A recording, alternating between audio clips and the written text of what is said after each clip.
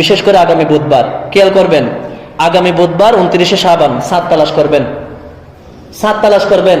কারণ এই শাবান মাসের 29 তারিখ সাত তালাশ করার জন্য স্পেশাল ভাবে নবীজি আদেশ করেছেন। নবীজি বলেন সুমু লিরুয়াতিহি ওয়া আফতিরু লিরুয়াতিহি ফাইন গুম্মা আলাইকুম ফাআকমিলু ইদ্দাতা শাবানা 30। নবীজি বলেন উম্মত সুমু লিরুয়াতিহি, তোমরা সাত দেখে রোজা রাখো। শাবান মাসের 29 তারিখ তোমরা সাত তালাশ করো, সাত যখন দেখতে পাবে তোমরা সাত দেখে রোজা রাখো। নবীজি বলতেছেন ওয়া আফতিরু লিরুয়াতিহি, আর তোমরা সাত দেখে রোজা ভঙ্গ করো। ফাইন গুম্মা আলাইকুম ফাআকমিলু ইদ্দাতা শাবানা 30।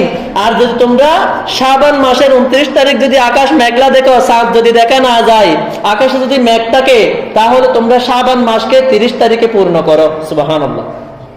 নবীজি ভেঙে দিচ্ছেন হাদিস শরীফে, তোমরা শাবান মাসের 29 তারিখ সাত তালাশ করো, সাত দেখে তোমরা রোজা রাখো। সুমু লিরুয়াতিহি, তোমরা সাত দেখে রোজা রাখো।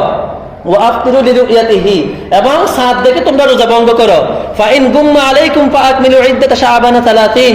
আর যদি তোমরা শাবান মাসের 29 তারিখ যদি আকাশ মেঘলা দেখো, সাত যদি দেখতে না পাও, তাহলে শাবান মাসকে তোমরা 30 তারিখে পূর্ণ করো।